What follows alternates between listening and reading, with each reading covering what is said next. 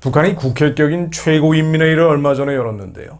공화국 핵무력 정책에 대하여라는 법을 만장일치로 채택을 했습니다. 그 내용을 보면은요, 아주 심각합니다. 김정은 등 수뇌부가 공격받을 경우에 자동으로 핵 공격을 가하도록 법조문에 명문화한 겁니다. 자동으로 핵 공격을 하겠다. 이 법은 핵무기 사용 조건으로 5가지를 적시하고 있는데요. 북한에 대한 핵무기, 대량 살상 무기 공격이나 지도부에 대한 핵, 비핵 공격이 감행 임박했다고 판단되는 경우도입니다. 즉 김정은이 공격받는다고 생각되면 핵으로 반격하겠다는 거예요. 의심만 돼도 핵 타격을 하겠다는 겁니다. 이거 황당한 게요. 한국과 미국이 아무 이유 없이 북한을 먼저 공격할 리도 없죠. 게다가 북한은 정찰 위성도 하나가 없습니다. 북한이 무슨 수로 공격 임박 징후를 알아내겠습니까? 한마디로 김정은이 말만 하면, 김정은이 수만 틀리면 핵을 쓸 수 있다. 이걸 법적으로 근거를 만드는 거나 다름이 없습니다. 김정은은 핵무력법제화에 대해서 이렇게 얘기했습니다. 우리의 핵을 놓고 더는 흥정할 수 없게 불퇴의 선을 그어놓은데 중대한 의미가 있다. 핵 보유국 지위가 불가역적인 것이 됐다. 절대로 핵을 포기하지 않겠다는 데서 한 걸음 더 나가서 핵을 쓰겠다는 거예요. 그러면서 이런 얘기도 했죠. 백날, 천날, 10년, 100년 제재를 가해봐라. 절대로 핵을 포기할 수 없다. 비핵화를 위한 그 어떤 협상도 맞바꿀 흥정물도 없다. 핵을 대부로 개선된 경제생활 환경을 추구하지 않겠다고도 했습니다. 이 연설문 약 40% 정도가 비핵화 안 하겠다는 얘기입니다. 요약하자면 비핵화 절대 불가법이자 핵을 남한에 쓸 수 있다. 언제든지 김정은 마음대로 쓸 수 있다는 법입니다. 애초부터 김정은에게 비핵화 의지가 있을 리가 없습니다. 북한은 체제 운명을 걸고 핵무기를 만들어 왔습니다. 1953년 핵물리연구소라는 걸 시작으로 70년 넘게 북한 체제의 운명을 걸고 만들었어요. 90년대 중후반 300만 명이 대량 하사되는 과정에서도 핵을 개발을 했죠. 그런데도 남한 정부, 남한의 교회는 낭만적으로 접근을 한 겁니다. 김대중 노무현 정권 10년 동안 69억 5천만 달러라는 어마어마한 금품이 북한에 들어갔죠. 핵을 포기하는 대가라고 했어요. 핵을 포기했습니까?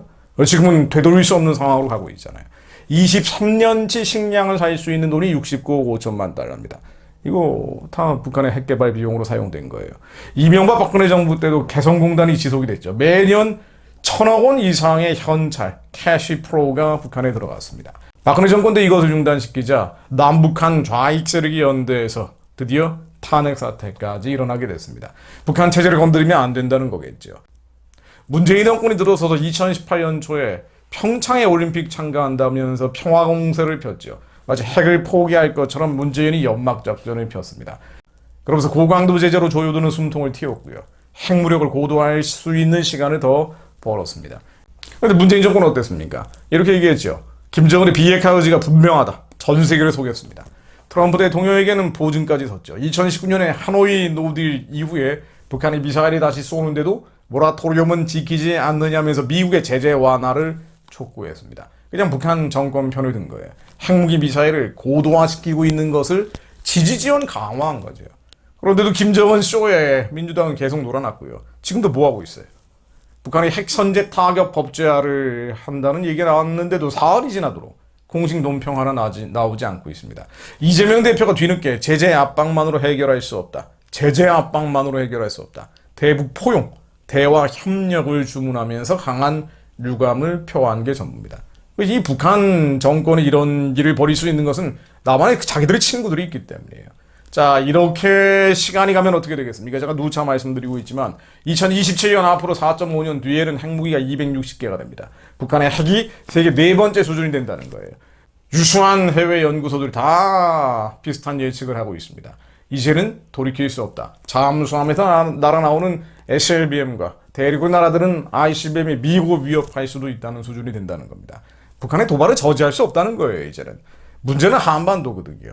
핵무기를 만드는 것은 미국이 개입할 수 없도록 막는 거죠. 남한을 상대로 북한이 천안함연평도 수준 이상의 도발을 하고 심지어 침략을 한다고 해도 미국이 개입할 수 없게 만들겠다는 거예요. 6.25 때처럼 개입을 못하게 만들겠다는 겁니다. 핵이 있으니까. 핵이 미국을 한 방 때려버리면 끝이잖아요. 미국과 북한이 싸워서 이기겠다는 게 아닙니다. 미국이 한반도 문제에 개입하지 못하도록 하겠다는 거예요. 한반도를 조리돌며 하겠다는 겁니다. 자, 이것은 한국 정치에 당연히 영향을 미치게 됩니다. 우리의 안전을 우리 스스로 지켜낼 수 없는 거예요. 북한이 언제 핵을 쓸지 모르는 상황이 되어 있습니다. 그러니까 저들이 무슨 짓을 해도 우리는 아무런 대응 수단이 사실상 없어지는 겁니다. 핵은 절대 무기거든요. 이게 정치에 영향을 미치게 되죠. 한국 정치는 북한과 타협하겠다는 사람, 협상하겠다는 사람이 당연히 차기 대선 후보로 여당이건 야당이건 지명될 수밖에 없는 구도로 가는 겁니다. 당연히 한국 교회에 영향을 주게 되죠. 이러한 상황들은 한국 교회에 영향을 줍니다. 해양에서 밀려드는 젠더주의와 함께 여전히 대륙에서 북한과 중국, 러시아를 중심으로 내려오는 이 공산주의, 사회주의, 주체 사상의 영향력이 한국에는 더 강해집니다. 교회는 쇠락하고 심지어 심판의 위로 갈 수도 있습니다. 자, 그런데 이런 중요한 때, 지금 중요한 때, 이런 중요한 때, 북한 핵무기가 무조건 없어져야 돼요. 핵이라는 것은 제가 누차 말씀드리지만 믿지 않는 사람들도 지금의 시대와 때를 알 수 있게 하는 온도계 같은 겁니다. 리트머스 시험지 같은 거예요. 지금이 심각한 때라는 것을 알려주는 겁니다. 자, 그런데 한국교회 뭐하고 있습니까? 더욱 열심히 인도적 지원하고 있죠. 인도적 지원이라는 이름 아래 체제 지원, 정권 지원하고 있습니다. 고아원 영화원을 짓는다. 평양의 심장병원, 평양의 과학기술대학, 이제는 북한 전역의 인민병원을 짓겠다고 한국 교회, 큰 교회들이 연대 연합하고 있습니다. 이런 중요한 때 북한의 핵무기를 가지고 남한에 쓰겠다. 김정은이 수틀이면 쓰겠다라고 법까지 만들어놨는데도 불구하고 이렇게 나오고 있는 거예요. 복음통일 북한 구원 간판을 걸어놓고 집회하는 것들도 사실은 크게 다르지 않습니다. 복음통일이 곧 온다면서 낭만적인 환상을 성도들에게 심어주고요. 정권은 나쁘지만 주민은 살려야 된다면서 대북 인도적 지원을 지속하겠다고 말하고 있죠.